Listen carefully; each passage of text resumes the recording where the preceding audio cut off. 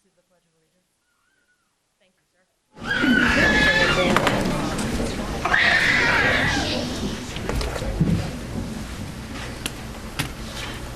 Here.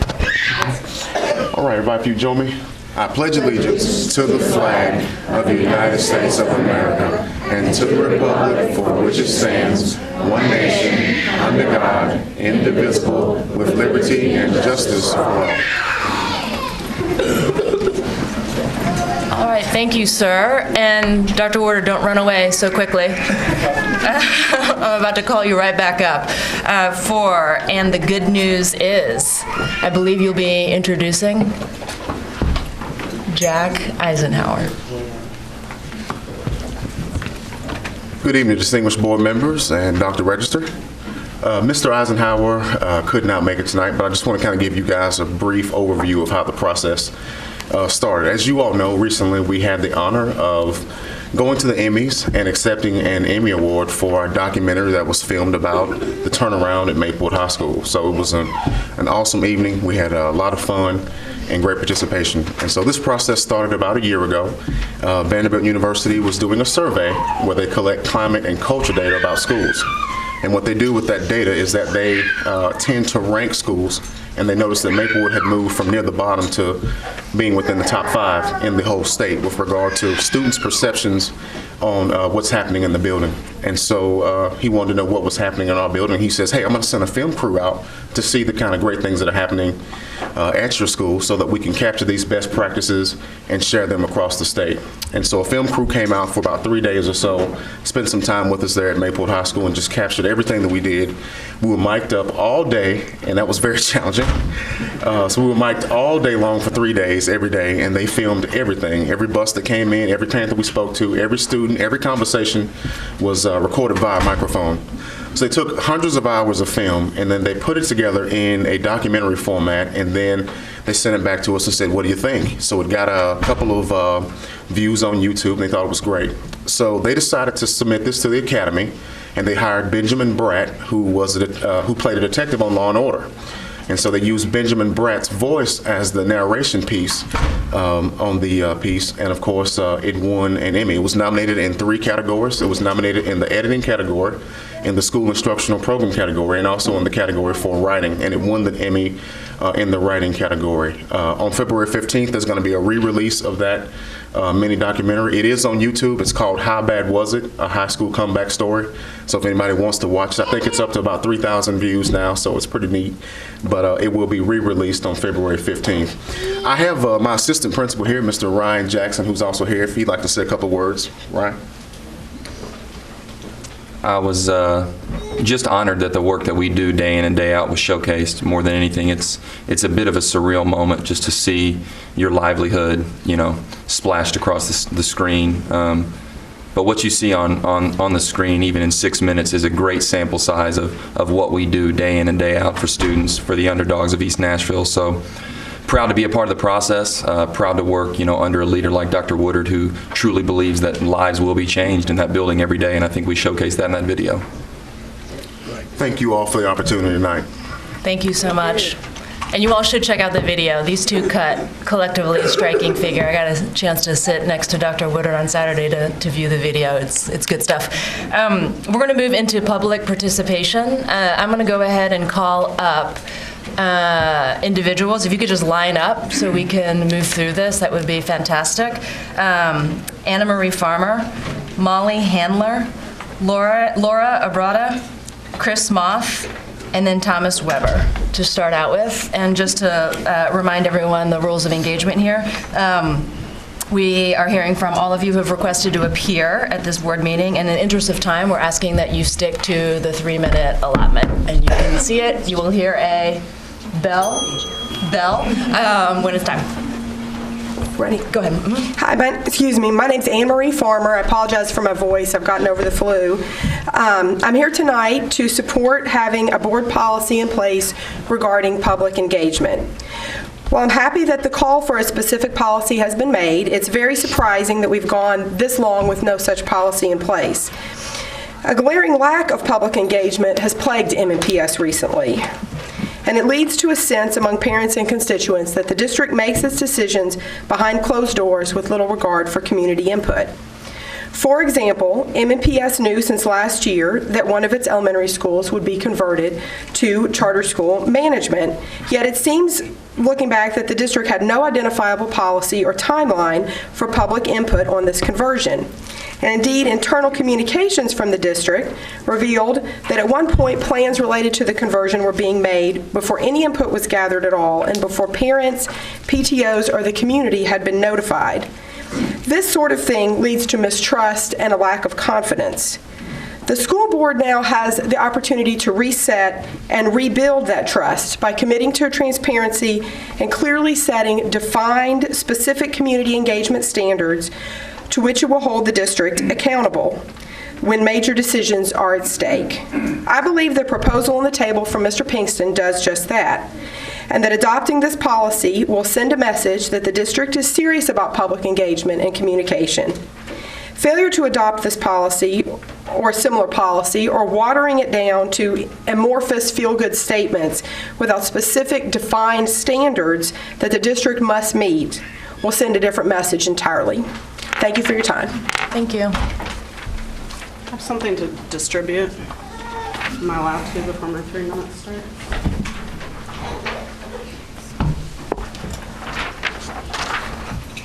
Thank you.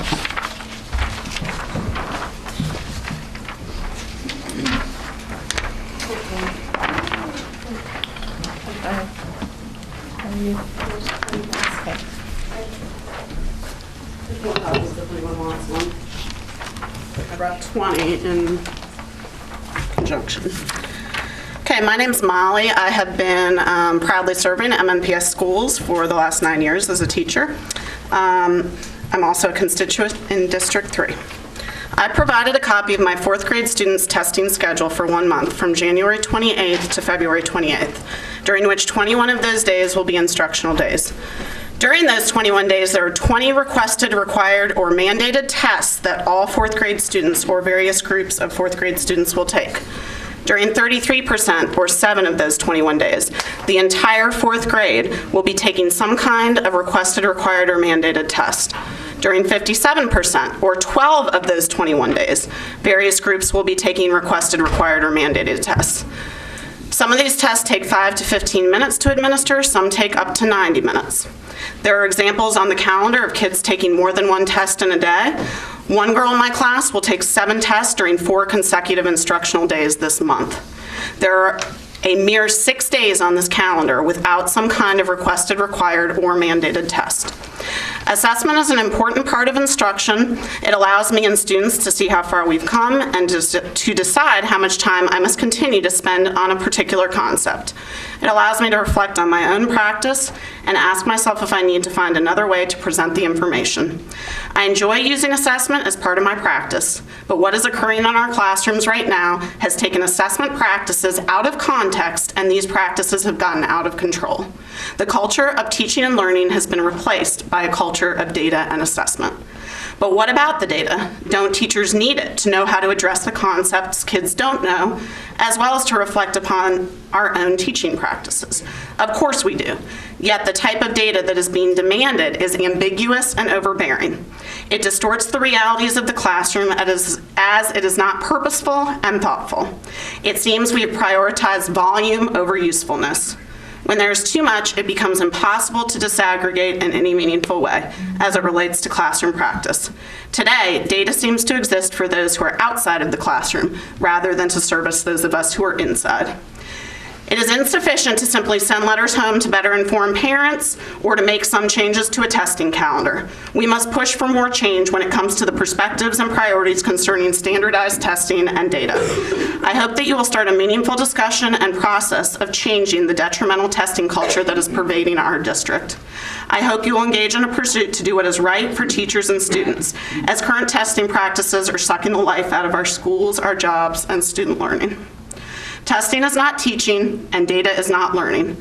As the Senate is debating the role testing and accountability should play in NCLB, we should lead the way and be doing the same, not in the name of politics, but in the name of what is right for our students and their learning. Thank you. Thank you.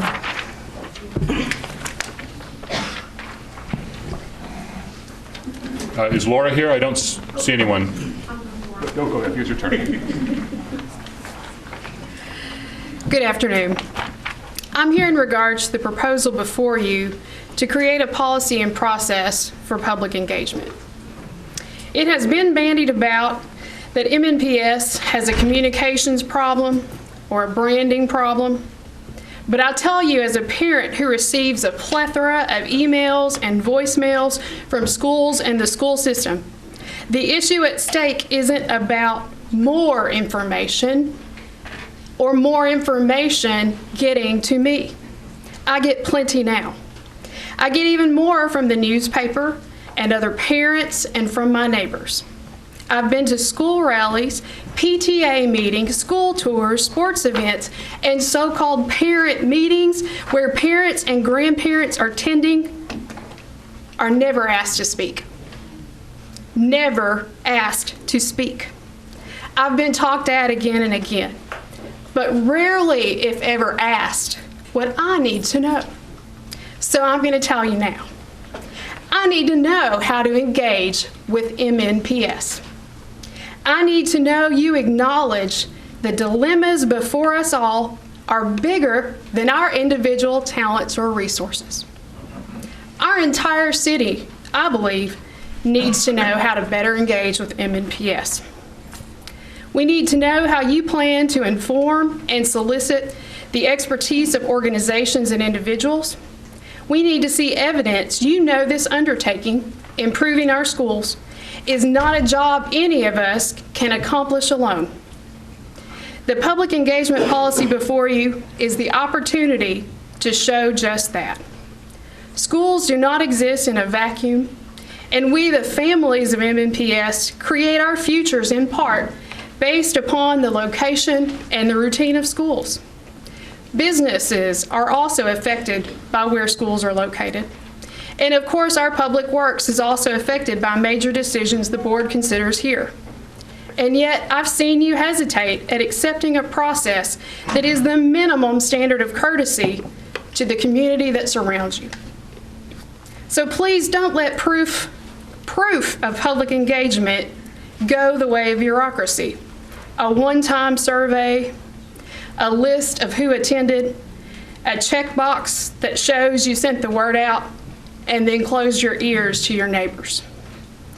As you continue to try and improve MNPS, you will fail to solve our most critical problems if you do not engage the whole community to bring our respective talents and insights to bear. Will it be easy? No. Yet I'm convinced we must move away from an attitude of fear and scarcity to one of sharing. Approve the proposed policy as written before you, and please ensure all of us can participate. Thank you. Thank you. Good evening. I am Chris Moth. I have 3 children at 3 Hillsborough Cluster schools. I am currently chair of the Hillsborough Cluster Parent Advisory Council. I write computer software for a living, and like you, my bosses make great operational decisions based on internal reports. You know the drill, data tables, spreadsheets, and that sort of thing. But often we find that the boldest new ideas, those out-of-the-box ideas that really move our business forward, come from the folks in the front lines of the organization. Customers, salespeople, and not so much managers at headquarters. Dr. Register, like every great executive, understands this, and I thank him for setting up the Parent Advisory Council.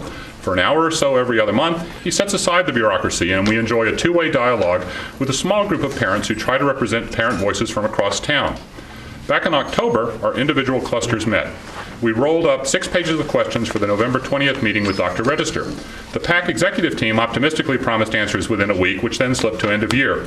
And I'm not complaining. Between the holiday spirit and the flu at my house, a lot of my own work slipped. But when our cluster parents reconvened on January 15th, we still lacked answers, which was a little embarrassing. Thankfully, Dr. Register's team delivered the needed answers today at noon. So I've changed my talk. I'm now going to comment on the Seattle Seahawks. Seriously, I hope the board will look at the questions from across town. Cane Ridge had a great question about bus service. Stratford asks, how can we implement best practices from both traditional and charter schools to encourage parents to choose the Stratford cluster schools? Wow. In the Hillsborough cluster, parents want to partner with you in the constant struggle against rampant flight. West End Middle welcomes out-of-zone families into our cluster's free slots, starting at elementary schools. Where in-zone families reject our schools, these out-of-zone families say to us and to you, we appreciate the integrated IB program and will come a distance to support the work of your cluster, starting in elementary school. Unfortunately, in 5th grade, instead of thanking these families for their enthusiasm, we waitlist them at West End Middle. Why do we put them through that stress? At J.T. Moore, kids frequently leave to join academic magnet pathways. That's frustrating because we know that many children at J.T. Moore perform as well as peers at Meigs and Head. And we also know from surveys that many families would prefer to stay at Moore through 8th if only we could offer them an equal shot at Hume Fogg. How does it help you to drive so many families to leave us? We PAC parents have been around the block a few times. We understand that your job is not to make us individually happy. But when hundreds of parents next come together and deliver questions to the administration, I'd welcome a quicker turnaround if that's possible. I know it can be hard. At any rate, all's well that ends well, and I thank Dr. Register for his answers today, and I thank you for the PAC. And I hope the board enjoys the printed questions that I've left for you. Thanks for listening. Thank you.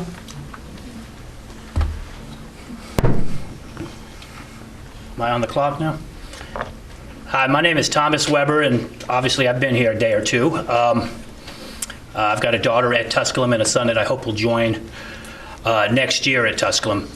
I was here a number of months ago begging you to improve your communication process, stressing how important it was, and it was an ongoing problem. Surprisingly, one of the board members, my representative, actually listened to what I said, and he went back and he developed a communication piece, and he brought it to the board. It's amazing, and I wish that you would take a strong look at it. I can't help but think that some of the problems that we've had over the last year could have been avoided if the community would have been better informed. I can't help but think some of you wouldn't have had to endure some of the painful situations that you had to endure if the community was better informed. I believe the piece that he brings forward does that. I know that some of you have personal issues with him. There's days I have personal issues with him. But at the end of the day, he always wants to move us forward. And I think that we need to remember principles over personalities and go ahead and move forward with this communications piece. I ask you to pass it with minimal corrections or adjustments or changes, and to get it out there and start letting it help guide our communications. I also believe that part of good communications is when you're critical of somebody and they respond, that you acknowledge their response and acknowledge that they paid attention and listened. So I would like to take my last minute here to say thank you very much to Katie Cure. As a few of you may know, I was highly critical of her turnaround core, but she has been flexible and allowed one of the teachers to stay at Tusculum, and it's a resource that is greatly needed. And I can't say thank you enough to her, and I appreciate the flexibility. And that's the kind of communication. And if I'm reflecting here for a minute, 2 people from MNPS listened to me. So the communication process is going somewhere. Just let's take it a little further. Thank you. Thank you. I'm going to go ahead and ask Erica Lanier to line up, and then Daniel Gore, Laura Jean Marquis, I hope I pronounced that right, and Kevin Winter.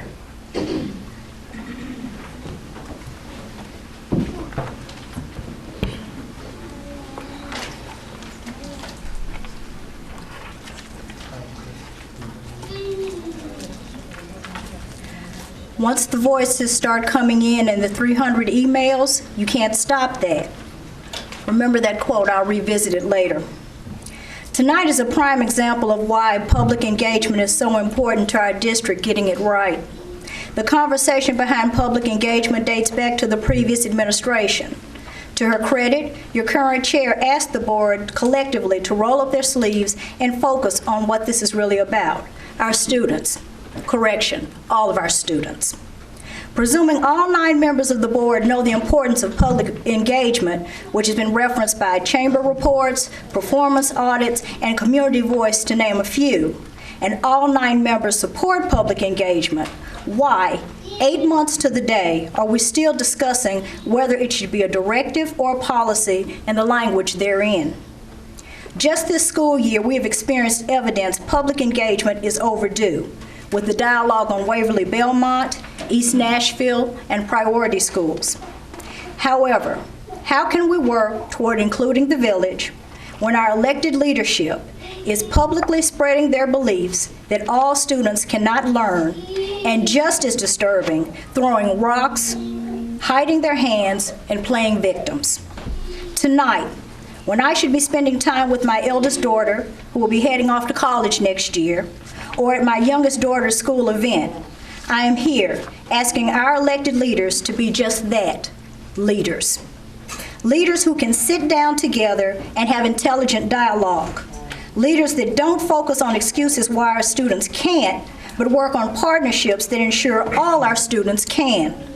Leaders that welcome to the table a timely, constructive manner all the stakeholders needed to ensure success stories. At the June 10, 2014 school board meeting, a board member stated during the discussion on public engagement, quote, "Once the voices start coming in and the 300 emails, you can't stop that." Leaders don't care if they get 300 emails or 300,000, if it gets the job done. So from tonight forward, I ask you all to be leaders of action, to focus not on personalities or politics, but rather people, namely the students and stakeholders of Metropolitan Nashville Public Schools. Be blessed. Thank you.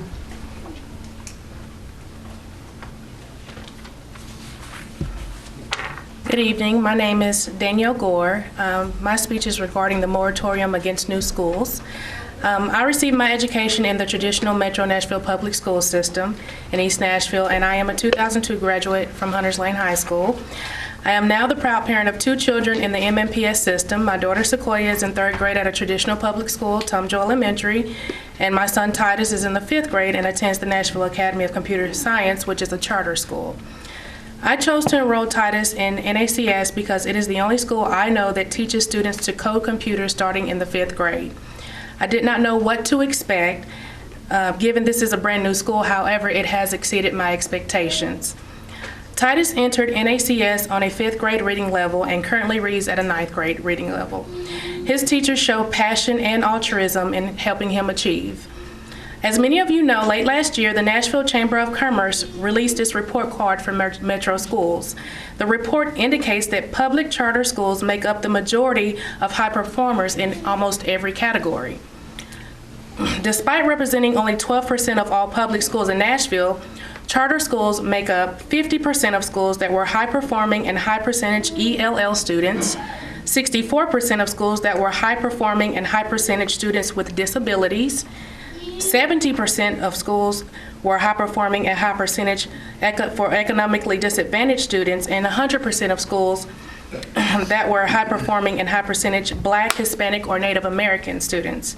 I speak for thousands of families in Nashville that know these schools are changing the trajectory of their students' lives. I also speak for many when I say I applaud the members of the board that have enthusiastically and openly supported charter schools. It is high time that our elected leaders not only passively accept charters, but instead actively champion schools that are actively dramatic in resulting for our kids.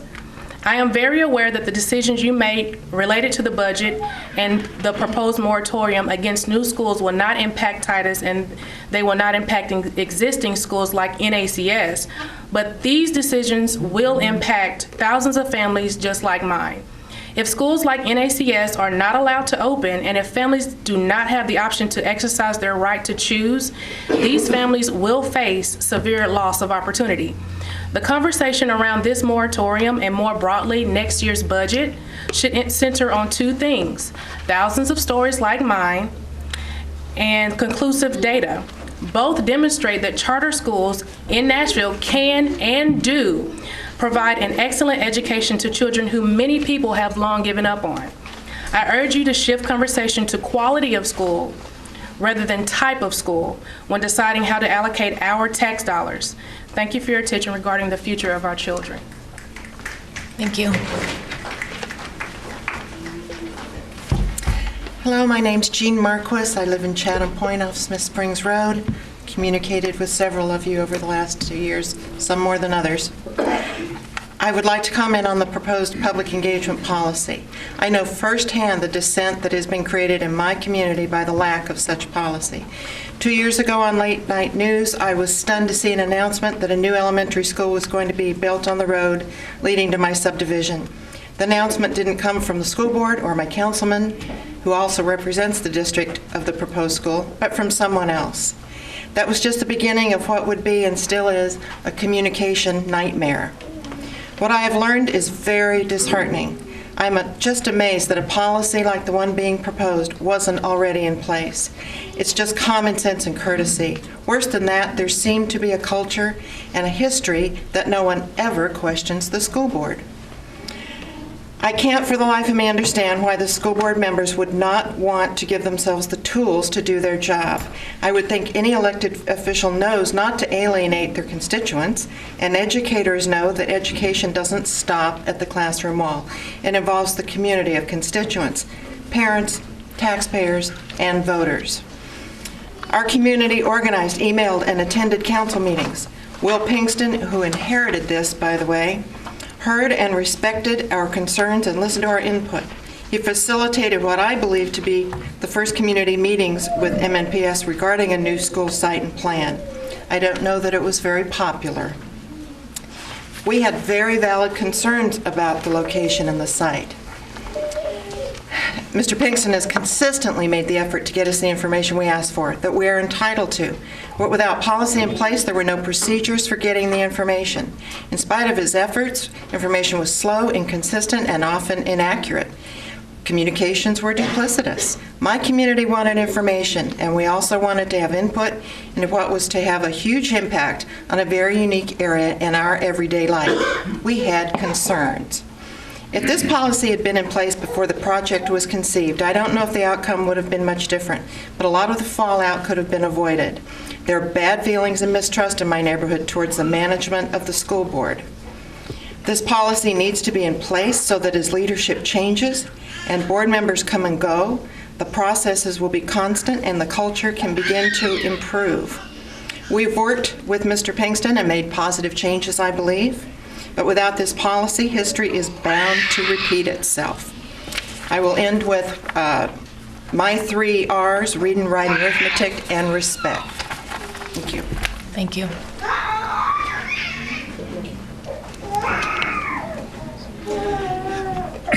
I'm Ken Winter, a founding director of the 12th South Neighborhood Association, a participant in the 2008 Neighborhood Plan, a former PTO president in Kentucky.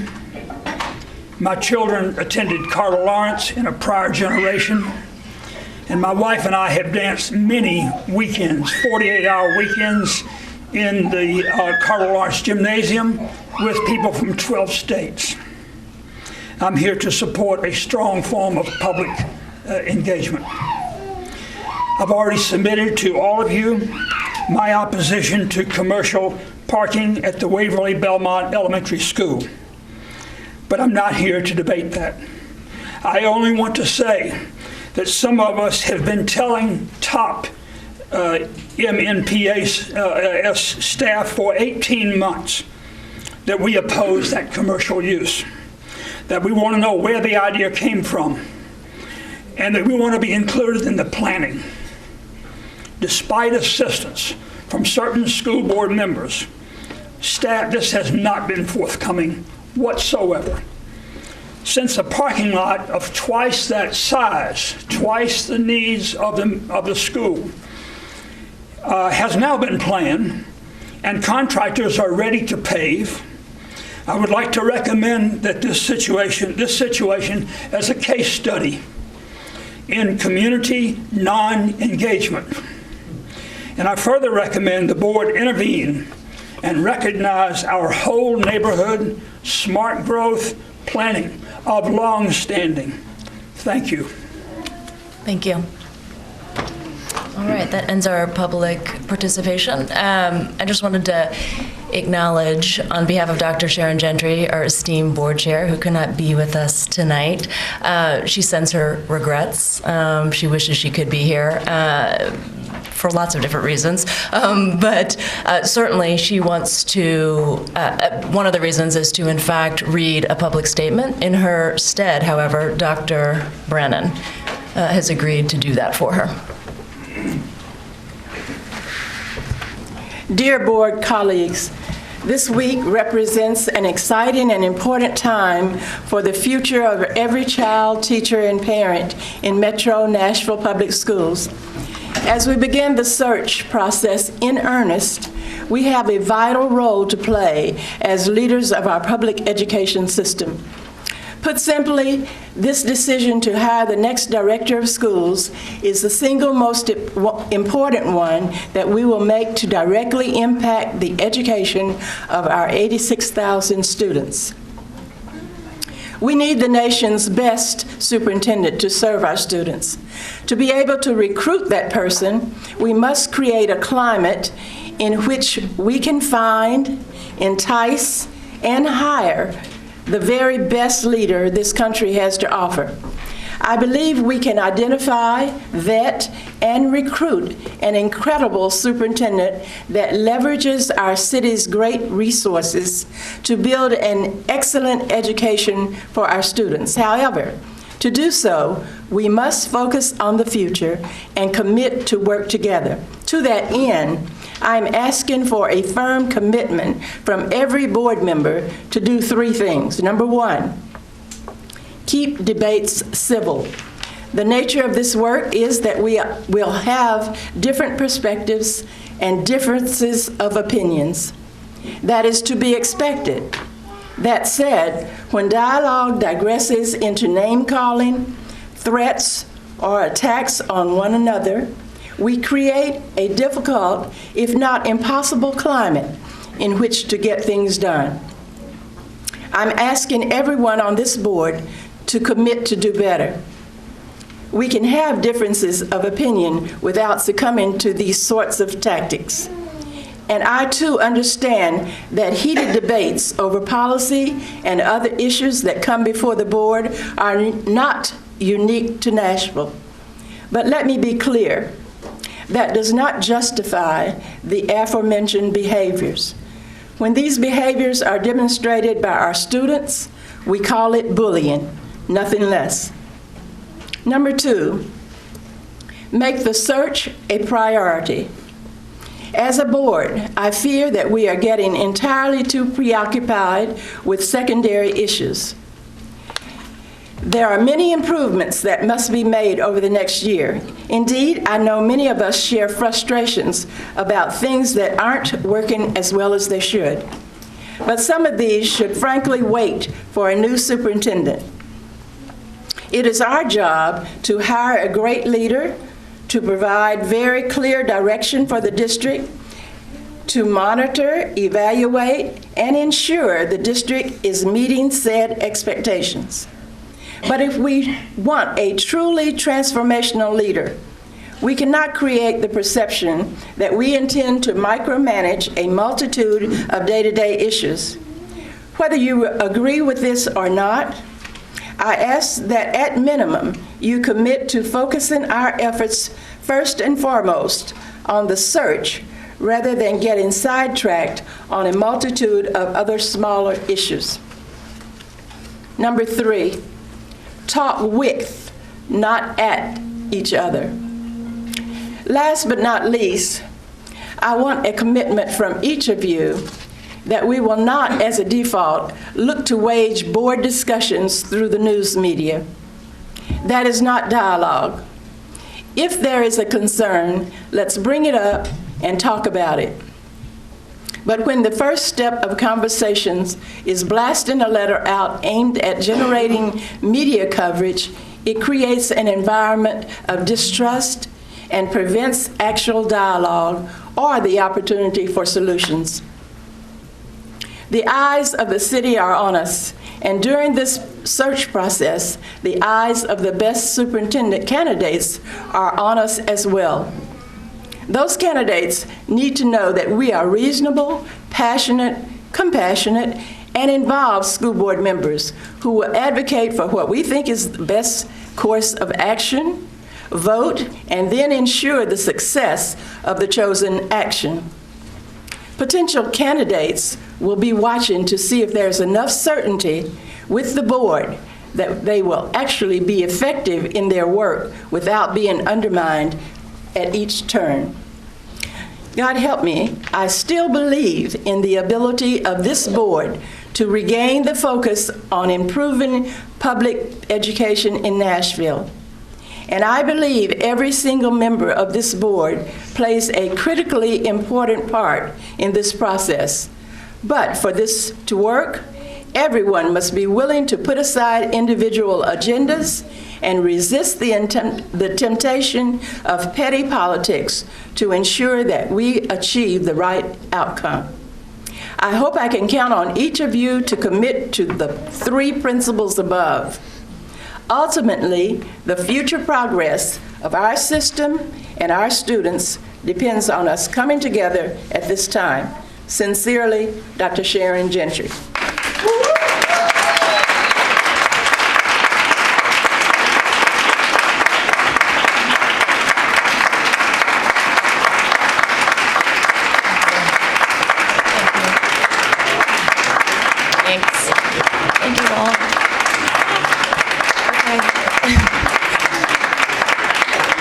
Thank you all. Thank you all. Thank you. Thank you, Dr. Brannon. Could we make some comments in response? If not now, I'll do it later. No, that's fine. Within the context of the... Within the context of this statement? Sure. Okay. Yep. Let's move to our consent agenda. Oh, I'm sorry, when are we going to talk about that? During announcements. Announcements, Yep. okay. Thank you. Consent agenda 1A, recommended approval of change order number 1 for John Early Museum Magnet Middle School additions and renovations, Carding Company, Inc. B, recommended approval of change order number 1 for Percy Priest Elementary School Playground Ramp, Southwick Constructors, LLC. 3, recommended approval of supplemental number 1 for Hume Bog Magnet High School Gymnasium Addition, Klein Sweeney Associates. D, recommended approval of request number 2 for district-wide roof repairs, Fall Hamilton Elementary School, RSS. E, recommended approval of request number 23 for district-wide maintenance, repairs, and general construction, Health Science Simulation Lab at Hillwood High School, Southlands Constructors, LLC. F, awarding of purchases and contracts. 1, Archetype Film and Post. 2, CDW Government. 3, Children's Defense Fund. 4, Mechanical Resource Group. 5, Train, Inc. 6, Vanderbilt Peabody Research Institute. G, recommended approval of request for compulsory attendance waiver. And H, approval of legal settlement case of Cockrell versus Metro in the amount of $200,000. Madam Chair, I move that we approve the consent agenda as read. Second. Thank you. All in favor? Aye. Any opposed? Aye. Great. I didn't hear you. Approved as read. Dr. Register, we're ready for the director's report. Okay, thank you, Madam Chair, members of the board. We have 4 items that we'll present in the director's report tonight, and the first one is a brief introduction. I would like to invite Pete Cook to the podium to say a word. Pete is a project manager for Mass Insight.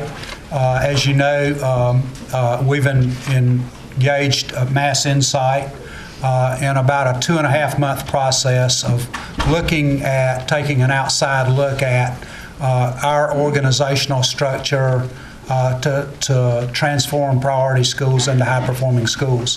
Mass Insight has made a big presence nationally and has done some excellent work, and we're very glad to have Pete join us.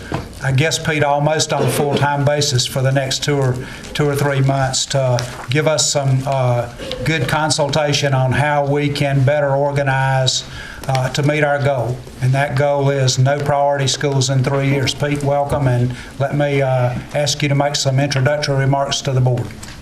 Well, thank you. Good evening. I just want to first of all, introduce myself like Dr. Register said. My name is Pete Cook. I work for Mass Insight Education. We're a nonprofit consulting group, and we work in districts across the country. And we're excited to be here in Nashville. Over the next 8 weeks, we're going to be conducting what we call a district diagnostic, which is basically going in, myself and my colleagues, I'm partnering with Dr. Register and his team, having conversations with folks throughout the central office, having conversations with some school-level folks, parents, students, to figure out, ultimately, to kind of identify what the strengths are in the central office in terms of supporting schools, where those areas of improvement are in terms of how we can better support schools, especially priority schools, and finally come up with some potential options for how the central office and the various units and departments can better support the schools. It's a long process. We're going to be looking at data. Like I said, we're going to be talking to people. And hopefully over the course of the next 8 weeks, we can provide some updates. We're going to be providing updates to Dr. Register and his team ongoing. But if you all have any questions at any point, please feel free to reach out. Yes, ma'am. I have one. You may not know the answer to this, but Dr. Register, how often will we be receiving updates? It's certainly on a monthly basis. Their engagement's very quick. We ask for a fast turnaround so that at the end of the process, if there is some recommendation that may need action in this budget, that you'll have the opportunity to do that.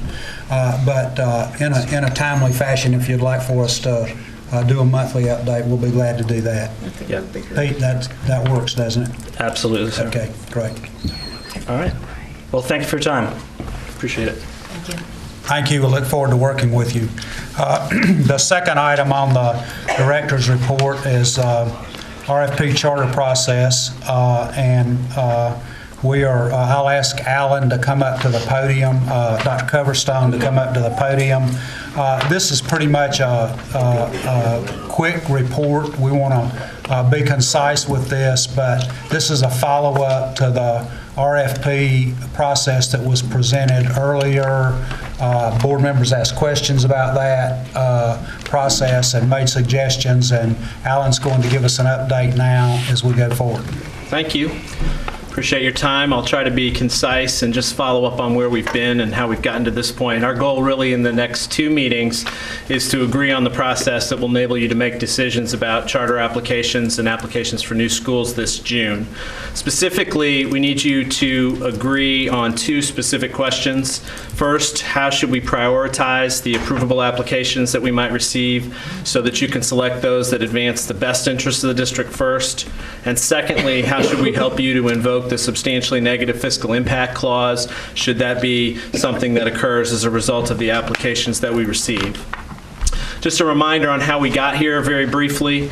November 24th, we sent a memo to you detailing the priorities that we were considering for this cycle and the RFP process / release plan that we had intended to follow. On December 9th, we met with you and discussed that release plan and solicited further feedback. On December 10th, we reviewed the RFP process with the Public Schools Collaborative. And on December 19th, I sent a follow-up memo to the board addressing board member feedback specifically and making adjustments to the RFP process. Now, on February 2nd, we received letters of intent. And I have included in your packet the board memo and the simplified guide for applicants, which we've now put in place of the larger RFP document that we had been proposing to distribute earlier. This simplified guide is really less of an RFP or call for proposals and much more of a process that describes exactly how we can present to you the applications that are received so that you can take action on them consistent with your priorities and with your fiscal concerns. I want to start by reminding you exactly how we followed up on that feedback in December. First of all, members called for a tighter process to enable invocation of the substantially negative fiscal impact clause, and the proposal for approving and denying applications that is found on page 2 of the simplified guide, we believe offers such a process.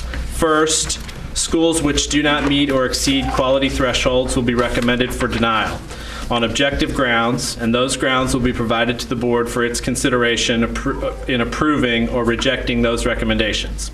Second, the administration will continue to articulate per school fiscal impact of all new schools so that the board may consider the possibility that new schools, if approved, would carry substantial negative fiscal impact or, in simple terms, be unaffordable. Third, the administration will then rank order the applications according to the MGT priorities so that the board members may take potential approvals one by one in descending order of need and determine as a board the threshold beyond which further approval constitutes substantially negative fiscal impact. In part, we need your feedback on this process and ultimately your approval of this process, hopefully at your next meeting.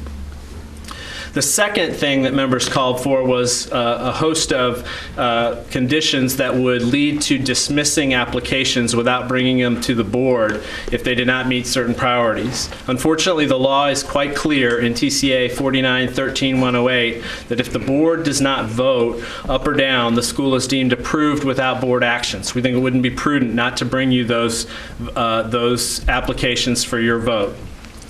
The simplified guide for applications no longer has any of the data or detail in the original call for proposals, and as I said, it's not a call for proposals anymore. Instead, it's a description of how applications will be considered and acted upon, and I hope we can agree on that.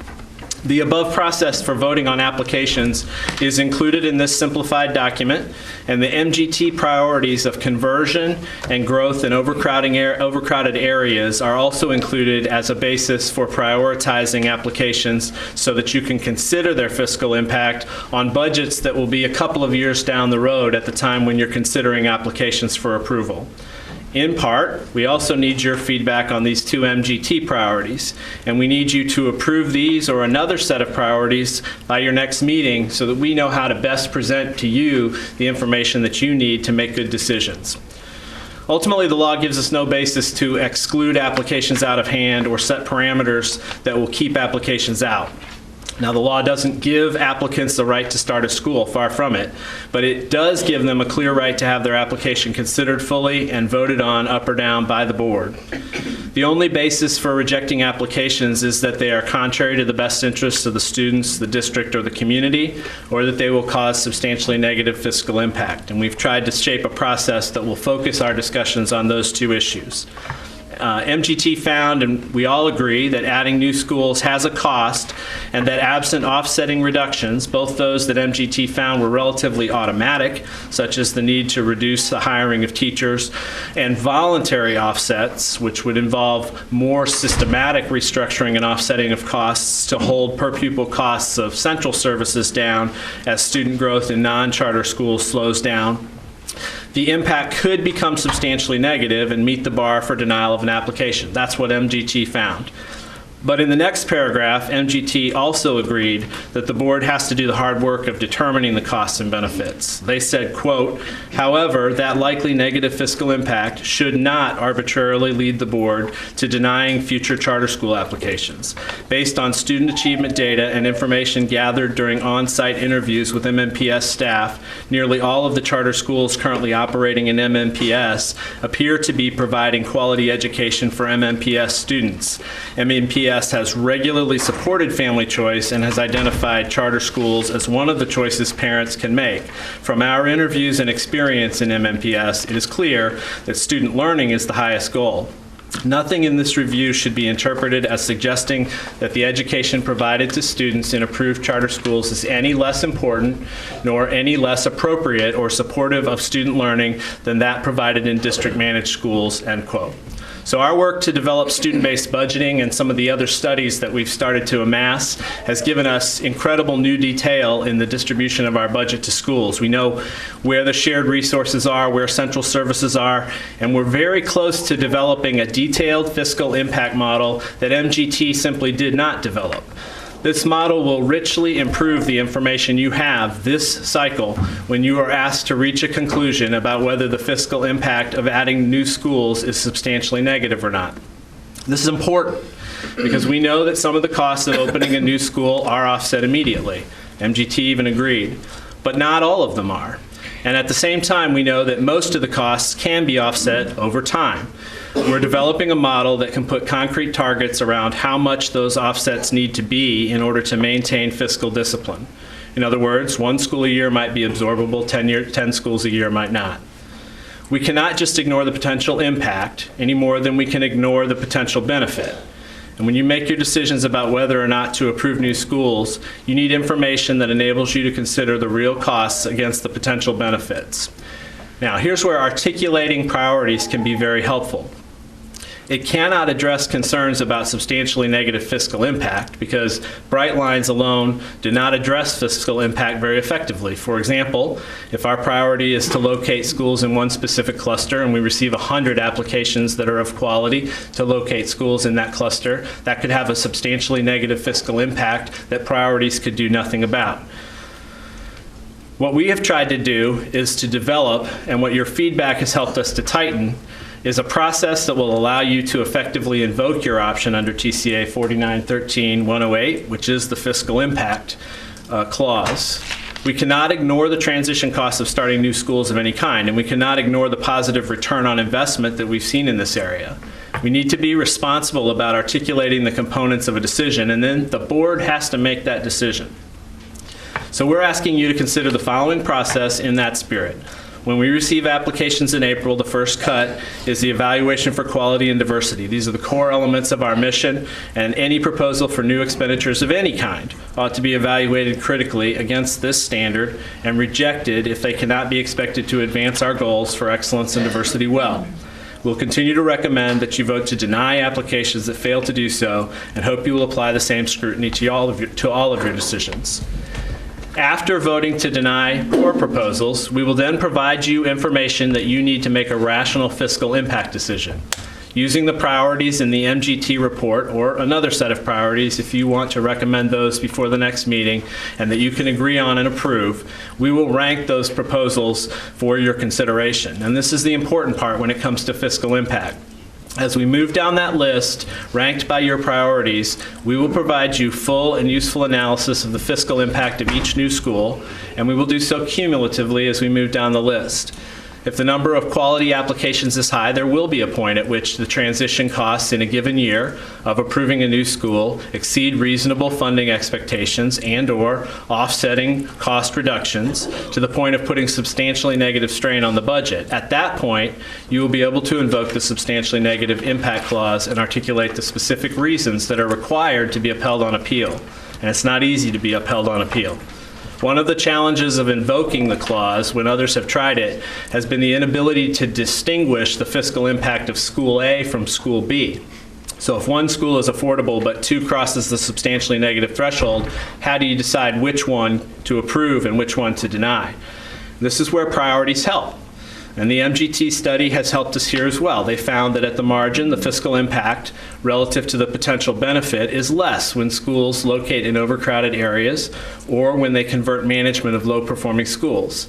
Given the high per-pupil expenditures at many of our lowest-performing schools, management conversion may even have some positive impact. So when we articulate the fiscal impact of each new school and rank them according to their ability to advance your priorities, we begin to have a recipe, I think, for a legally defensible invocation of the substantially negative clause. So we're asking you to consider this process and approve it at the next meeting. We're also asking you to approve some articulation of priorities for use in ranking proposals, because we want to use your priorities to strengthen our fiscal impact analysis, even though priorities by themselves can't substitute for that analysis. We will prepare a detailed fiscal impact statement for you to consider with each school application that you have so that you can judge whether or not the fiscal impact rises to the level of substantially negative. And that detail will support the process identified in the application guide that you have. We'll provide an objective analysis of the fiscal impact of approving new schools, and you'll be able to decide if it crosses the threshold.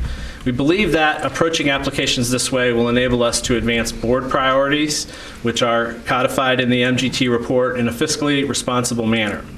We're not contemplating unabated growth, and this process gives us another tool in our toolbox to balance our quality gains with the transition costs that we have to be able to afford. So with that, I'll leave it to questions. Yeah.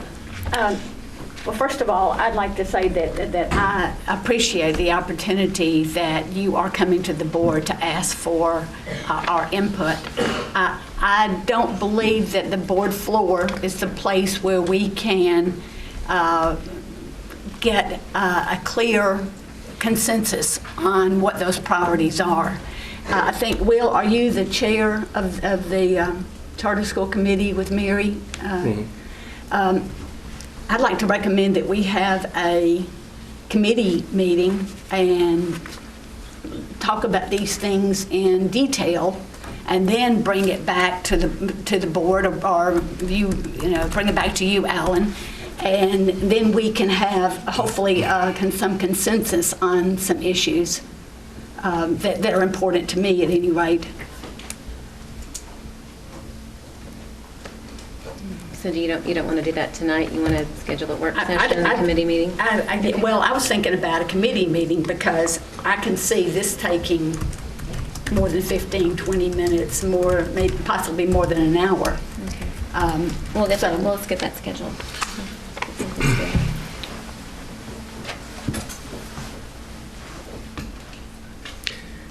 Yeah, I think that we could do it through a discussion with the co-liaisons of the charter review process, which is Ms. Pierce or I, or I think we could also, I would like to suggest we reroute this conversation to the Budget and Capital Needs Committee. We are basically talking about a procurement that could, if you believe the 18 letters of intent that we've received from prospective charter operators earlier this month, have an annual fiscal impact of nearly $104 million.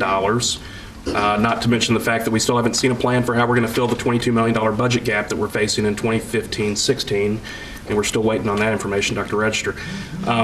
Second, if anyone doubts the fiscal impact of these schools, I would commend your attention to page 3-16 of today's MNPS performance audit, which states, quote, fixed costs are incurred regardless of whether students attend traditional or charter schools. The problem is that some fixed costs, such as building maintenance, computer network infrastructure, and health services, do not vary based on enrollment. Teachers and their salaries are a key cost driver tied to student enrollment. However, it is not always possible to reduce teacher costs proportionate to losses in revenue. For these costs to be reduced significantly, the traditional school would need to close altogether, end quote. That's all from the performance audit. So in other words, in order to continue to support the unabated growth of charter schools, we're going to need to systematically close zone schools. So let's have that conversation first, and let's do that in Budget and Capital Needs Committee. I think, the third comment I've got is why even put this RFP out at this point? Dr. Coverstone, through the letters of intent, the charter operators have already said what they intend to submit. They know and we know that they can do whatever they want, and I'll just reiterate the comment I've made in the past. I've got no trust or confidence in the process. And last thing, and then I'm not looking for reactions at this point. I've given up on that. But if I were a member of the Metro Council, I would not appropriate a single dime in new revenue to Bransford Avenue until this gets sorted out. As a taxpayer, I would not blame the council for taking that position, and I will reiterate the call for a moratorium on new schools at the appropriate time in the near future. Thanks. Do you want me to answer that question or not? Feel free. Yeah, the point to putting it out now is so that you have some clarity on how we're going forward, and we have some clarity on how to make those recommendations so that you can act on that very fiscal impact question. I've got clarity. Thanks.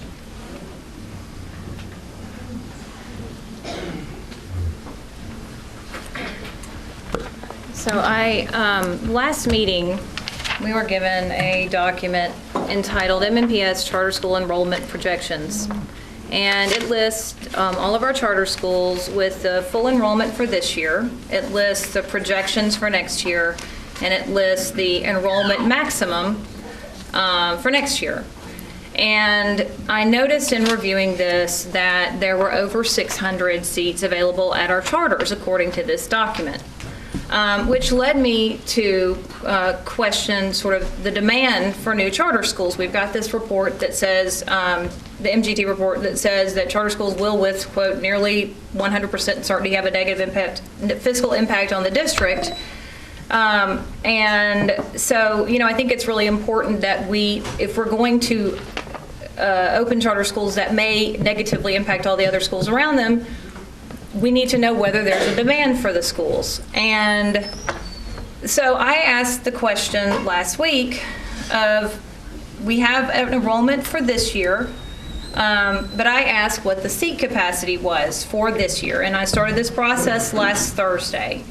I think it's a really important question. We need to know how many seats these charters have and how many are filled, because we know that charter schools serve any child in the district. There's no zoning requirement. So we need to know whether, we need more seats within the district.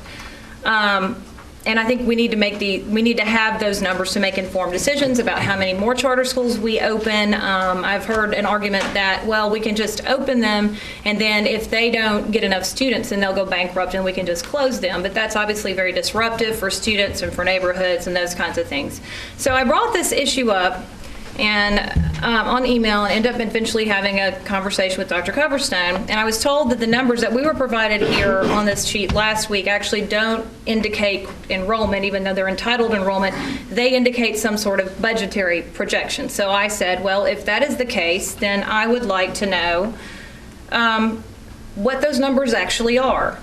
And this set off an extended email chain, and I found it incredibly difficult to get these numbers. To me, this should be just a no-brainer. We have those numbers for every other school. We know seats and we know capacity.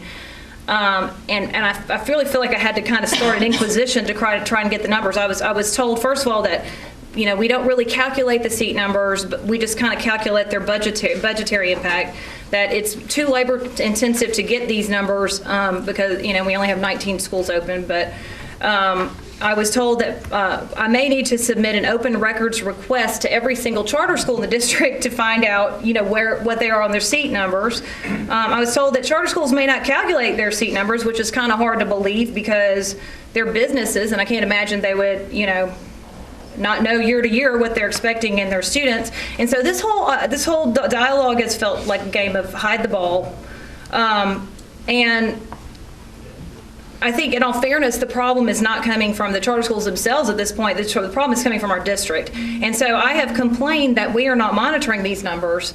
And Dr. Coverstone and I had a discussion about this and have agreed that we would like to see charter schools go through a lottery process, because then we have a clear, sort of an independent,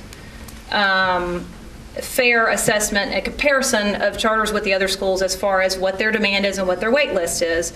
And so I did end up getting the wait list for next year, and we have 11 charter schools that do participate in our lottery process, and those numbers showed wait list, and there are 0 children on the wait list for these schools except for Cameron Prep, which is a zoned option.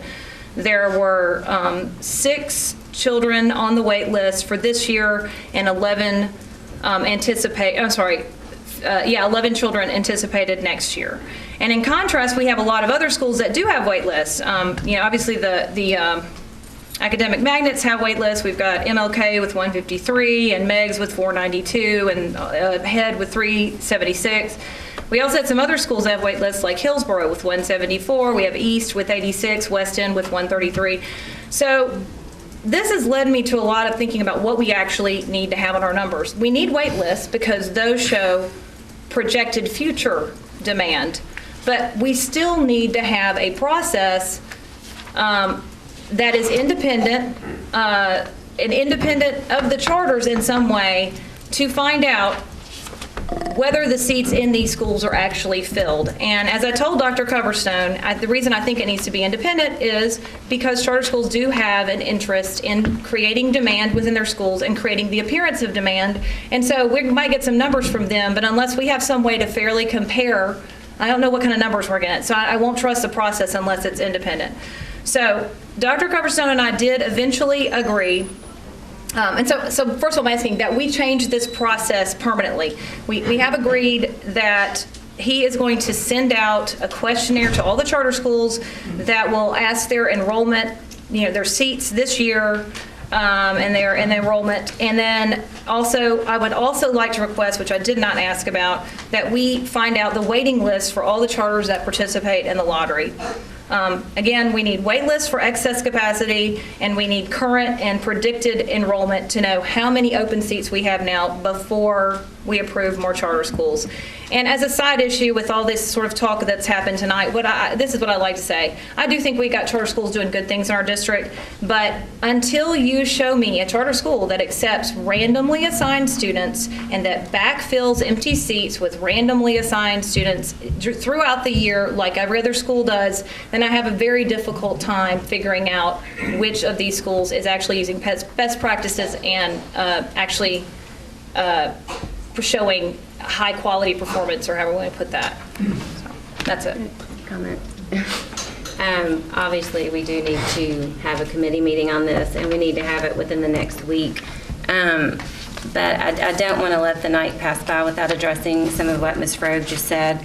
I was in the email chain as well with the capacity, and I think that it is determined on paper. Some of them do not know their buildings yet. So the way MNPS determines capacity is by the building. We've even seen discrepancies in my own district where it looks like Hillsborough High School is under-enrolled, but by programming, they say they're at 100%. On the flip side, we've got West End looking like on paper that they're about to be overcrowded, yet the principal says he has room. So when we have this discussion, fiscal impact, we have got to have a holistic conversation, because it sounds like you want to strongly address potentially under-enrolled charters that by the numbers do not come close to the number of vastly underutilized MNPS schools. So if we're going to apply a standard to the charter schools, let's please apply it to our district schools and incorporate that in the fiscal conversation of operating numerous schools. I wrote them all down from the Capitol. We've got schools at less than 50% capacity. And I'm totally fine with doing that, and we did have some of this discussion. I will say that Dr. Carverson was pointing out that there are certain schools, like Lead Academy is a good example, where they anticipated more students, but they are limited by the building. And I've got no problem with them noting that, and I think they should note that. But my question is, we need a clear number. We need a clear number just like we have for any other school in the district, and I do agree it should be fair, it should be everybody, and they need to have the same measures in place for the charter schools and the traditional schools. Do agree that the district schools should be held to the same standard as however we address capacity. I don't know what that means. I mean, it is demand. We are addressing demand. Right. So it sounds like your line of thinking is if a charter school looks to be on paper to be under-enrolled, there's not demand, so the same should apply. I'm just asking how many seats we have and how many seats are filled. And you can ask that question of traditional schools as well. I also want to know how many wait lists we have. That's all I want. So we need to get something scheduled ASAP in the next week. So I think regardless of what's happening in existing traditional schools, the one thing we do know about existing charter schools is that if we do nothing else as of today or as of next week or the week after, they're going to add more than 5,000 seats by the fall of 2019. So it's not just a conversation about where they are currently with their waiting list, but it's a question of how many seats are they going to add? Are they even going to be able to fill those seats? And it's, you use the word holistic. Well, let's have a holistic conversation about what the next 5 years and 10 years looks like before we go approve another raft load of schools without having actionable information and clear visibility into what the future looks like. So let's talk about that too. That's okay. Great. All right, so it looks like we're going to move forward with a committee meeting, and Kimmy will take care of that. Great, thank you. Madam Chair, members of the board, let's have a presentation that shouldn't be contentious. I hope we have a bit of good news. And I want to ask Fred Carr, Chief Operating Officer, to highlight child nutrition program and some people there, and just give you a quick update. As you know, in the fall, we started no-cost breakfast and lunch for all students, and we wanted to give you a quick update on what we're seeing now and recognize our child nutrition program leaders.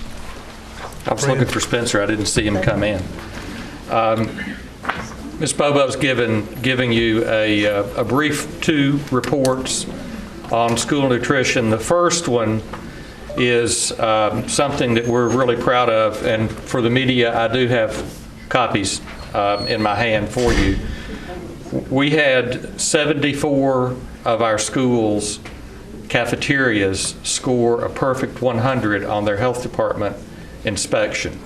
And I'll put that up against any restaurant or any chain in Nashville. We're very proud of that. That 100 is hard to get.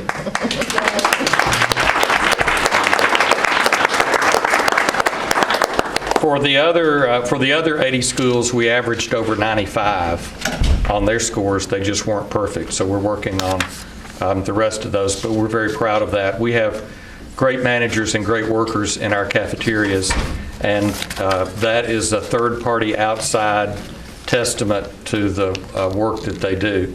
In addition to that, it's a testament to the work that they do and the quality of what they do that under the Community Eligibility Program, which we're operating this year in school nutrition, we are averaging over 19,000 meals a day greater than we did this same time period last year. So that's a day. And you have a breakdown by school. It's a really highly detailed report. You may need to get your magnifying glass out. But it compares each school this year, last year, breakfast, lunch, and the difference, and overall. We're particularly proud of our high schools. We have thousands of high school kids eating breakfast and lunch this year that we did not have eating last year, and that's a real positive. I'm going to let Spencer talk just a minute about our Breakfast in the Classroom program. We have breakfast in the classroom in 43 schools right now, including several middle schools, and I'll let him tell you how that works. That has also been another significant success. Good evening, Madam President, members of the board, Dr. Register.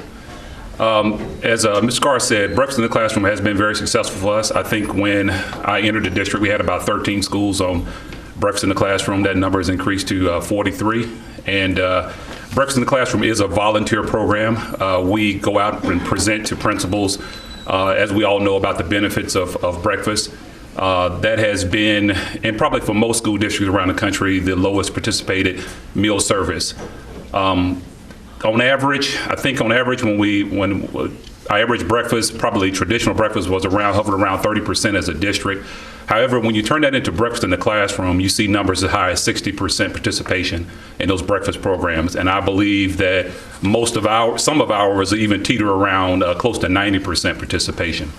The principals and staff that have volunteered and stepped up and accepted this program are, for the most part, I hear a lot of positive things. They're quite happy with the program. I know parents are, and students are being fed. We would, of course, like to increase our breakfast in the classroom, but we do understand that it may be an undertaking for some schools that may not be ready for it. But however, we are seeing gains every year in this, and we'll continue to see those gains. And those would account for a lot of our meals in that 19,000 number increase over last year. I have a question. Yes, ma'am. I've witnessed breakfast in the classroom, and that's actually a great thing. And so I, give you kudos for that program. So you said it's a voluntary program, and so are all the elementary schools participating in that? No, ma'am, not all of them. Unfortunately, not. That it is still the majority of the schools are elementary schools. Okay. We did pick up our first couple of middle schools this year.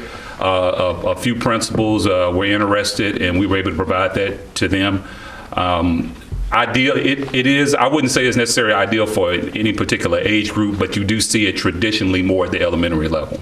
So then what can we do to convince the other elementary, they start before middle school does. Right. They really need to have breakfast, and I think it's real important for them. I really believe that if we continue to show best practices, and as word gets around and principals start dialoguing, communicating about the positive they've seen. Dr. Critchlow and I, a year ago, put together a presentation that we did in front of some professionals that was very telling about the benefits other than the nutritional benefits, just how some administrators are able to get schools started on the right foot, and how it benefits and even gives them more instructional time.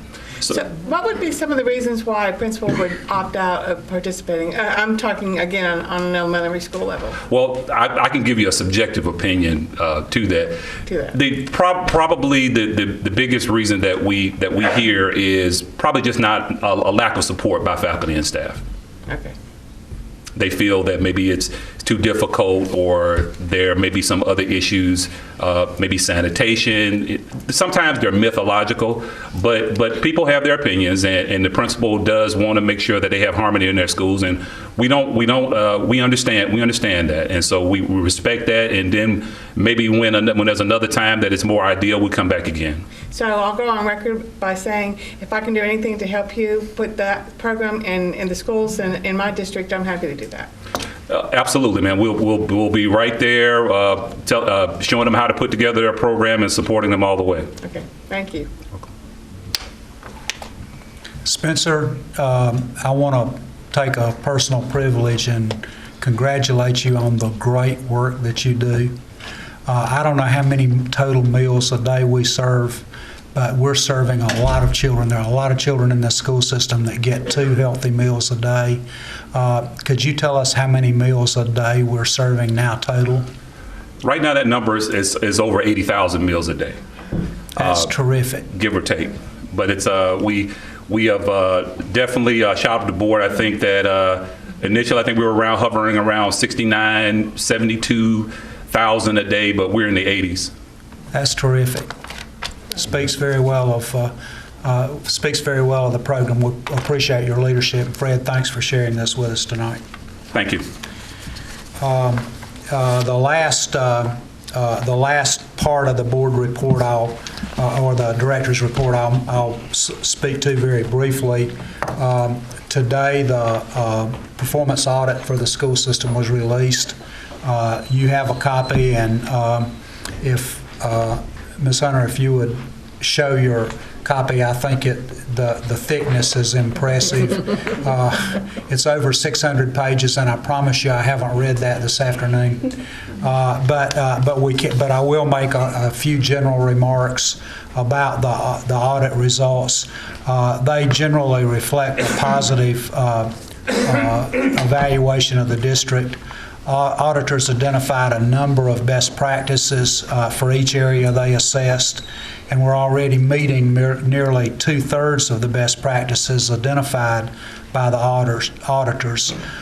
They listed 46 accomplishments in the report, identifying areas where the district is performing exceptionally well. We also are grateful for the show of confidence in district leadership and the strategic plan that you approved some year and a half ago. It's very gratifying to see such important programs as the expansion of pre-K and the academies of Nashville held up as a model for others in the nation to follow. And we have accepted, or partially accepted, and I'll say this, that there is a management response and an acceptance or partially acceptance or rejection on each one of the recommendations that's been made in the audit report. We have accepted or partially accepted 87% of the auditor's recommendations. And that our responses are listed at the end of each chapter, showing exactly which recommendations we accepted or partially accepted or rejected. Of those recommendations that we rejected, many call for creating new performance measures for areas where we actually are already using existing performance measures from the Council of Great City Schools, and we think that's a very good approach there. Others are simply not feasible for our district and its strategic vision, but you'll be able to find those. The audit was done nearly a year ago now. We've already begun addressing or implementing a number of those recommendations, as you'll see in the report and the management response. several of the recommendations in regard to school culture and student discipline, which are addressed by the district joining passage and implementing restorative justice practices in our district, are very important. Human capital, communications, nutrition services departments, as we've just experienced, are already developing strategic plans that address many of the concerns in the audit report. We've just heard a report on the no-cost meals, and we're very proud of that. The only significant long-term savings that identified by the auditors would require outsourcing major portions of the district's non-academic operations. The report recommends outsourcing transportation, nutrition services, maintenance, and energy management. And we don't agree with those recommendations. We believe the savings generated by outsourcing these functions would largely come from reduced labor or benefits costs and would not improve operational efficiency or effectiveness. We have decided not to pursue those recommendations at this time. We have explored the risks and benefits of outsourcing services in the past, and at that time, over the last few years, we've determined that the potential money saved would not be significant. The audit report is a thorough analysis of our district's operations. We appreciate the outside perspective for our system. I know you'll enjoy and consider the recommendations that are made, and we look forward to having a constructive conversation about this as we go forward. Madam Chair, that concludes the Director's report for this evening. Thank you, Dr. Register. Then we'll go ahead and move into committee reports, starting with Ms. Spearing, Teaching and Learning. Yes, thank you. The Teaching and Learning Committee met, can you hear me okay? On January 28th, with 66% of the board members attending the lunch meeting. 2 items were on the agenda, RTI and our Comprehensive Literacy Initiative. Just to give you a little background, in 2013 to 2014, a literacy committee was established by Dr. Steele, led by Linda DePriest and Dr. Tammy Lipsey, and I had the opportunity to serve on that committee. Those members were charged with an awesome task to define reading, which we define as a message-getting, problem-solving activity that increases in power and flexibility the more it's used. This is the first time in the history of our district that we have had a comprehensive literacy initiative. This board asked and continues to ask, how do we measure the impact of our initiatives? Because we want to fund what works, we want to budget for success, and we want to reap a return on our investments. And on January the 28th, we had the opportunity to see the research concerning our literacy program and the success of early intervention programs beginning as early as 1st grade and moving toward through middle and high school. Dr. Jack Willis and Dr. Tammy Lipsey presented information about the Comprehensive Literacy Initiative, and they highlighted data on reading recovery. The data presented revealed fascinating results, and it was clear that all 6 board members would like to see reading recovery expanded in the budget for 2015-2016. Dottie Critchlow presented an update on response to intervention in Ames Web Universal Screener. She shared successes, problems, and processes the district has undergone in finding solutions to those problems. Dr. Critchlow has withheld paying Pearson for several months now due to the fact that they sold us a product that does not work. Their online assessment has been problematic across the state, and unfortunately, I believe that we are still using the paper and pencil assessment rather than the online version, but we are moving in that direction. Thank you to Dr. Brannon, Thais Hunter, Anna Shepard, Amy Frogue, Mary Pierce for taking time out of your busy schedules to attend this meeting. Our next Teaching and Learning Committee meeting will be next Wednesday, February the 18th at 11:30, and this time we will begin with a conversation about our vision statement, and then we will expand into what does that mean to define student success. Thank you. Thank you. Mr. Pinkston, Community Engagement. Thank you, Madam Chair. We had a Community Engagement Committee meeting last week that continued 5 consecutive months of conversation about the topic of community and public engagement, which we still have not arrived at any form of consensus. We considered some proposed policy rewrites that were ultimately neither rejected nor approved for lack of majority votes on either side of the conversation. And Dr. Gentry recommended that we move the conversation next to the Governance Committee just to get it into a different forum. So, Ms. Frog, ball's in your court next to tell us when the next Governance Committee meeting is. I've got some additional thoughts on it, which I'll share during announcements. The next Community Engagement Committee meeting will be on Monday, March 2nd at 4 o'clock at the Martin Professional Development Center, which is located at 2400 Fairfax Avenue, Nashville, Tennessee. I think by that point, we will have engaged an executive search firm to lay out some early thoughts around community engagement around the director search. So I expect that will be the primary topic of conversation at that next community engagement meeting on Monday, March 2nd at 4 o'clock. Thank you. Thank you. And Ms. Shepherd? Thank you. So now everybody knows that the legislature is in session, so we have very lively and long class conference calls every Friday. So here goes. State Representative Glenn Cassata has filed a bill in the House. It's House Bill number 0159, which broadly states that the state of Tennessee cannot distribute federal funds it receives on behalf of local government if the state did not apply for these funds on behalf of all local governments. That is of concern for Davidson County and Shelby County in that we applied for pre-K funding because the state did not want to apply for pre-K funding for the entire state. And this would essentially limit us from accepting those funds. So we, class in these 2 districts, will oppose this particular bill. Last week, the Knox County Board of Education voted to pursue investigating funding inadequacies against the state through the BEP funding formula. They will be gathering data to present to support their stance. They are the first district in the class to take this vote and make this decision. Our class legal counsel, Millsaps Gowan Government Relations, continues to have discussions with Senator Harry Brooks around charter bill authorizer, and they are recommending a 3% charter authorizer fee. Class will also support the open records bill filed by TSBA.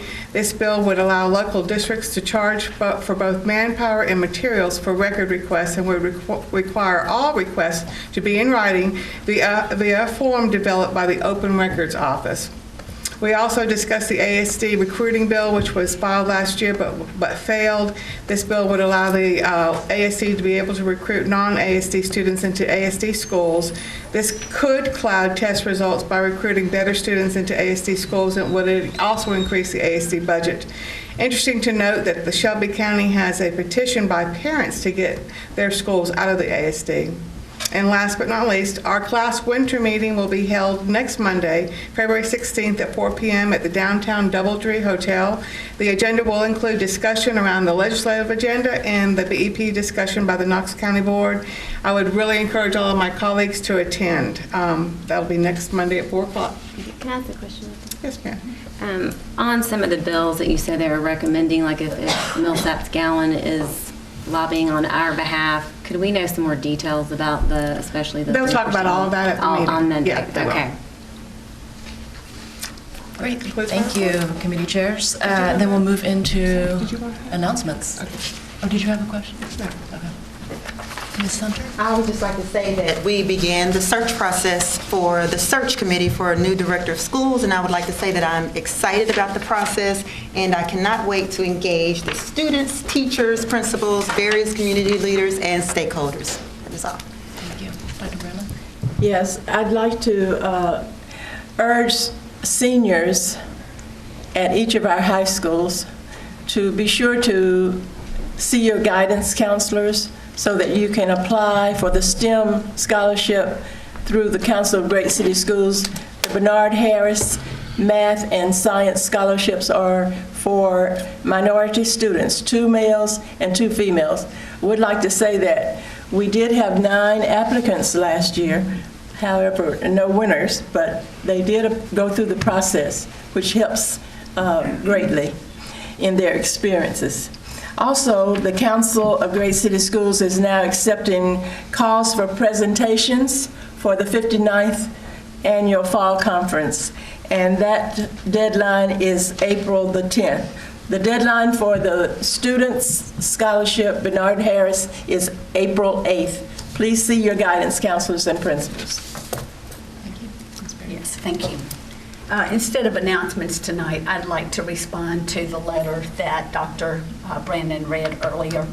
I'm very disappointed in the chair's decision to read the letter written by Dr. Gentry tonight on the board floor. Good leadership qualities, in my opinion, dictate that when there's a problem with a particular person, you go to that person rather than airing dirty laundry. I can't see how reading this letter contributed in any way to unifying our board. As a matter of fact, I feel like it serves to separate us. Dr. Gentry had asked that when we have issues, that we deal with those issues in committee, but not, and she asked specifically that we not deal with those issues on the board floor. However, unfortunately, she didn't follow her own directive tonight. Dr. Gentry is charged with the responsibility to help bring this board together, but chastising a fellow board member, an elected official on the board floor, is incomprehensible, in poor taste, and in my opinion, unacceptable. Thank you. My turn? Go ahead. All right. This coming Thursday, February 12th, the Freshman Academy at McGavock High School will be holding their professional skills fair from 8 a.m. until 10:30. It's always a great event. It's a lot of fun, and I always do hear the students in their 30-minute elevator speech. So I'll be there on Thursday morning to hear all the freshman students tell me why, and try to convince me why I should hire them for their job. John Early Museum Magnet Middle Prep Band Program was recently featured in the February issue of the Nashville Arts Magazine.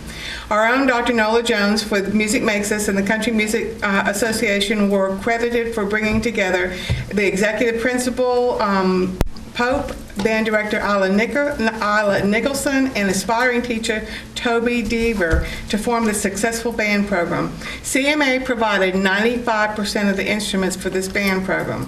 John Early has a 92% poverty rate where parents are struggling to provide basic needs, and money for band instruments are unheard of. Also, the principal notes that this population often lacks the familiarity with the band experience. Kudos to Music Makes Us program. That organization is indeed making a difference for our students, and to all the faculty, staff, and the band students, to letting these students have that musical experience.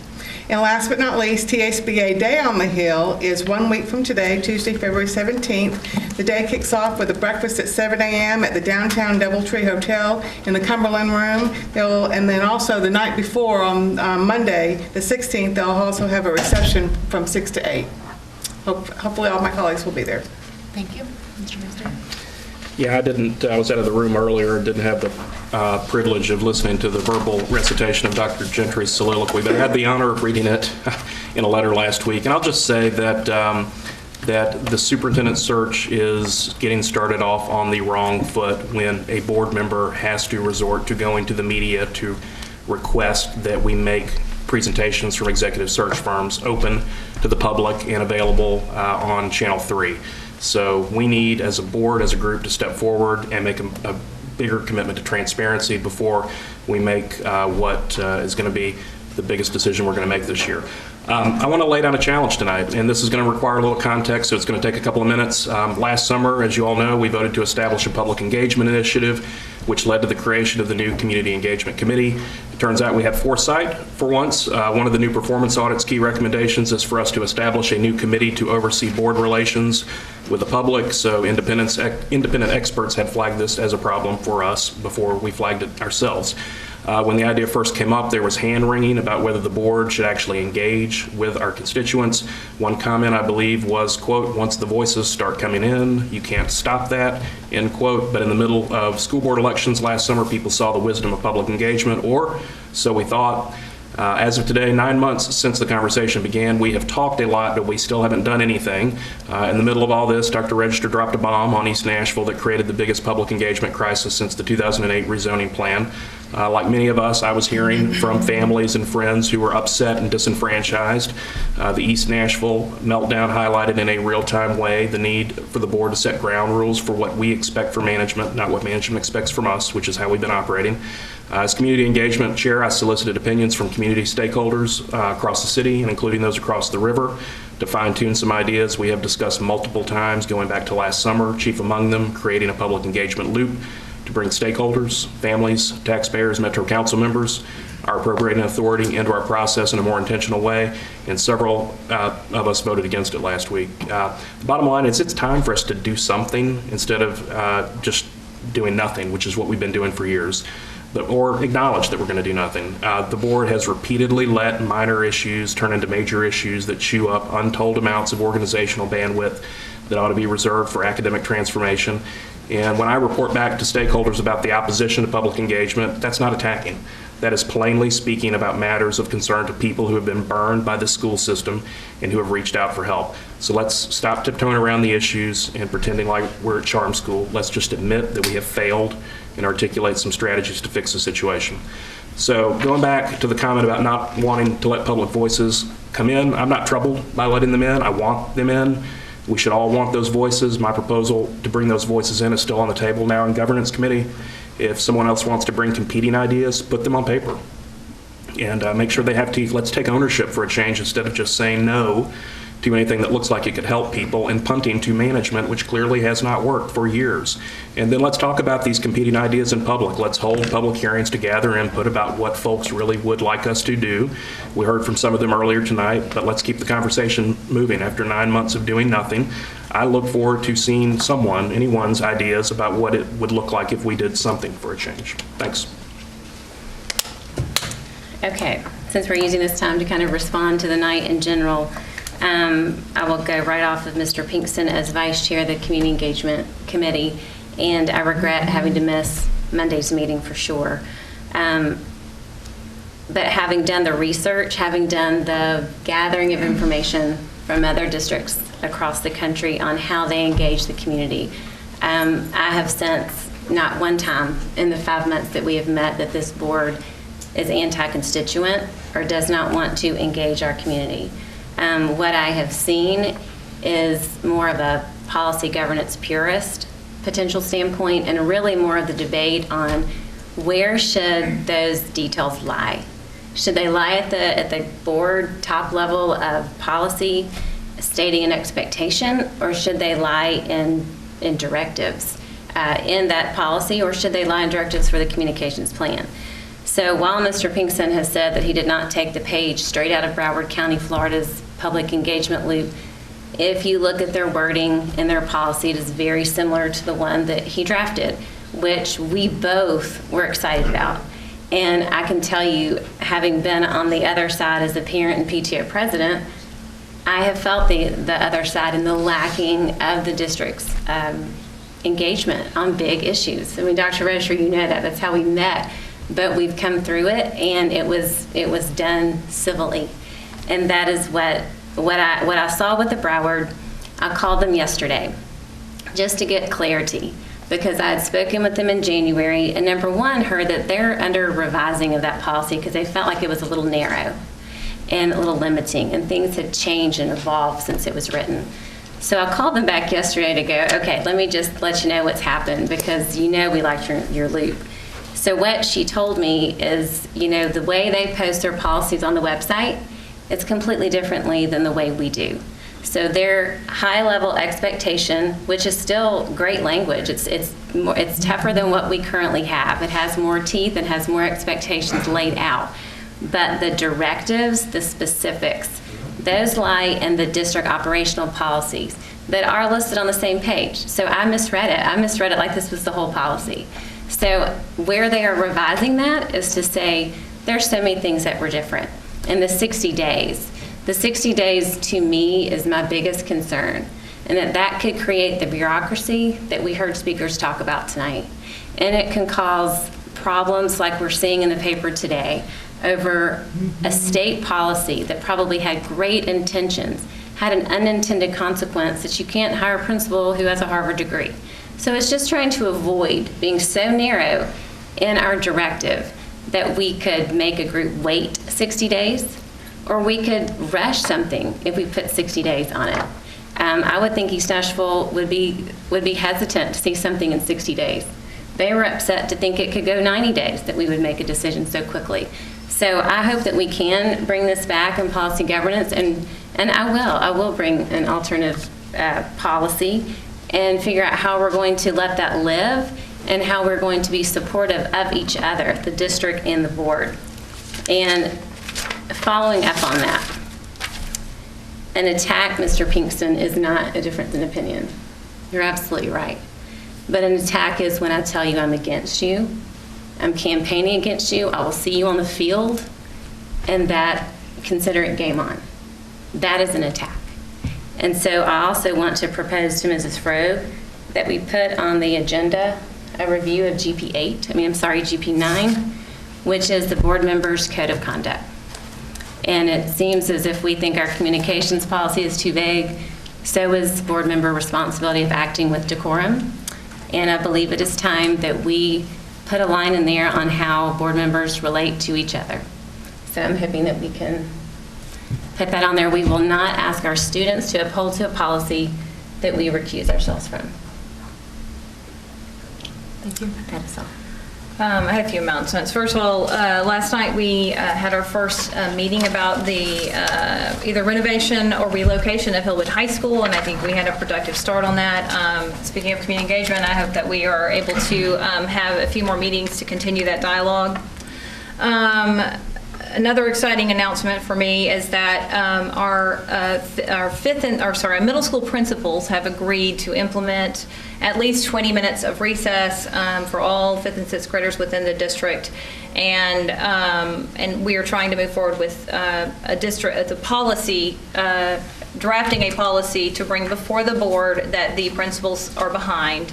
And I do want to thank Jay Steele for helping on this project, and also thank our principals, because our principals are under an immense amount of pressure. They have state mandates that mandate almost every minute of their time during the day, so it's very difficult for them to find time for recess. So I appreciate their willingness to consider changing their schedules. And then finally, I want to congratulate the Hillwood cheer team, which was the first MNPS team to make it to nationals. They were not the first MNPS team to be invited, but they were the first that were able to raise enough money to get there, and that was done through community outreach and parents posting on their pages. I posted on my page, and it was very exciting that we were able to raise enough money for them to go. They placed 21st in their division. And the other exciting part of the story is that these are really accomplished girls. The cheer coach has a strong focus on academics. All of them are going to college. One of them has a full scholarship. One of them is going to Harvard. So it was really a great success story, and we got some good news coverage of that last week. And then finally, I do want to also respond to the letter tonight. And I'll start out by saying that I think we can all agree that we need to be civil as a board in our dialogue. I don't think anybody disagrees with that. But what this was tonight is this was a PR event that was staged by the Charter Center and by charter lobbyists. And I know this because there were some emails passed around before this meeting involving board members. I also know this because the same letter came out last week. And we all saw it last week, so there's really no reason to publicly rehash the letter unless it's for PR. And it's also, the event tonight was similar to several other events that have been organized by charter leaders, and I'm sorry that they are not here to hear these comments, the people that were standing up and clapping, and I'm sorry that Dr. Gentry is also not here to hear these comments. But also I will say the comments that were made were almost exactly the same comments made at an event that was organized by the Tennessee Charter Center lobbyists last year. And what troubles me about this is not that there was a political display or that we're going to have differing opinions at a board meeting, and that's certainly just part of the gig, but what troubles me about these events is that they are not designed to help us engage in a dialogue or help us to engage in collaboration, but they are designed to intimidate and bully. And I feel that what happened tonight was really on par with the same actions that some board members are now complaining about. And so I had to question why the Charter Center and the charter leaders were interested in coming in here and participating in this event. And I come to the conclusion that this really has a lot to do with the public engagement policy that we are talking about. We've had the Charter Center advocate for less public accountability and less oversight. These people are advocating that we get rid of locally elected school boards and elected officials. And they want to do this because then they can get things done without having to deal with the public. And we saw this with KIPP in East Nashville. There was a deal cut behind closed doors to give the school away before we had any public engagement. And so I find what happened tonight and these sorts of remarks and these sorts of lectures and these sorts of speeches very counterproductive to our dialogue as a board. So I want to say that I fully support having a civil dialogue, but I would also like to respectfully ask our chair that we allow robust discussion on the floor, that we don't cut off people with whom we may disagree, because we certainly don't agree on some things. And I think we also need to stop allowing the Charter Center to drive our discussions and to have a discussion of charter schools at every meeting. I mean, I since we've changed chairs, I think maybe less than a handful of meetings have we avoided a discussion of charter schools. And that's all I have. All right, just a couple comments. Thank you, Ms. Pierce.